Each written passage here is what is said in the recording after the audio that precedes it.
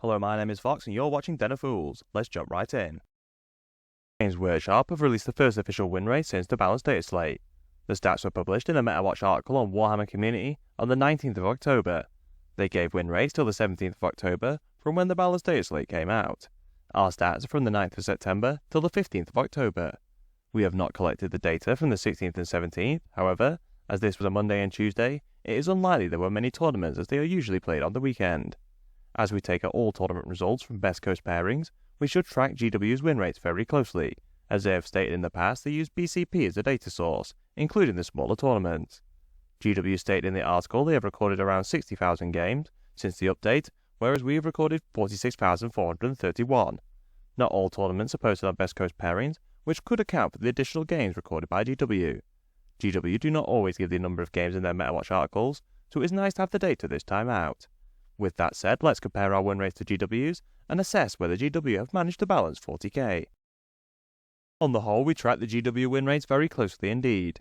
We have 6 factions exactly the same as GW, with a further 9 within a 1% difference, meaning out of the 26 factions, we have 15 pretty much the same as GW. There are 7 with a 2% difference, and 4 which are out by 3%. Fearless is not quite as close to GW as we were in our last comparison, but we still got over half the win rates pretty much spot on. The biggest discrepancy is only 3%, which can be explained by the increased number of games recorded by GW. Hats off to Fearless for continuing to do an excellent job collecting all the data. 10th edition does look a lot more balanced, with GW having 23 of the 26 factions in the Goldilocks zone. Our figures support this with 22 of the factions in the zone. This is a stark improvement on the last comparison we did, where GW had only 11 factions in the zone and we had 9. In the MetaWatch video, Stu Black said it was like taking a big chopper to the rules in the last data slate as they made so many changes, while in true Walkie fashion, somehow, it seems to have worked out rather well. Notably, one thing they weren't able to balance is Aldari. We usually provide the Ynnari and Harlequins separately on the vain hope they will get their own rules, but we added them all together for this comparison. Combined, they are still the strongest in both our win rates, even though they have come down significantly. I am sure they will be visited again with nerfs come January. GW have the Orcs above the Goldilocks zone on 56%, whereas we have them 3% lower on 53%. We have Chaos Space Marines and Black Templars ahead of them, however, we have the exact same win rate as GW for these factions. The Orcs are performing well at the moment, so perhaps we will see their win rate continue to rise in our stats and get closer to GW's 56%.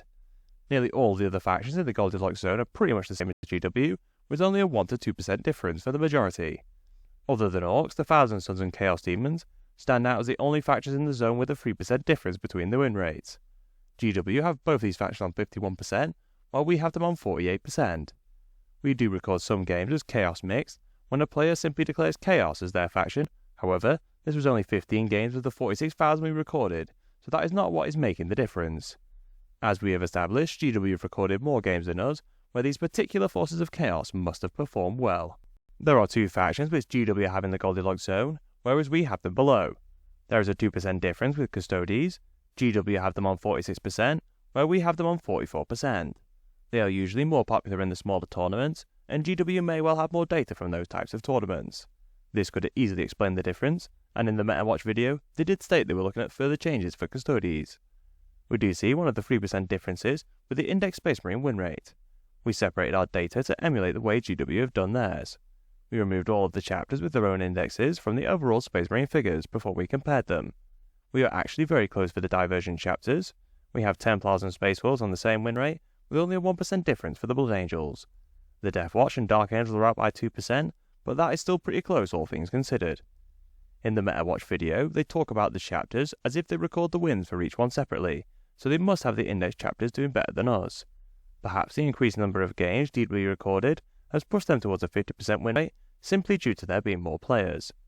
We both have Drukhari below the Goldilocks zone, although we have them doing a little worse on 42% compared to GW's 44%. In any event, GW did call them out in the MetaWatch video, so I'd expect some buffs in January. GW did make massive changes in the last data slate, with core rules, army abilities, and points all being adjusted. At the time, I was not convinced the game would be balanced after such upheaval, but 1 month on and credit to GW, it seems like they have pulled it off and balanced 40k. With only 3 or 4 factions outside the Goldilocks zone by a few percent, they are right to be happy with the health of the game at the moment. If you enjoyed our content, please subscribe, check out one of the videos on screen, and consider using our affiliate links in the description. Thank you for watching.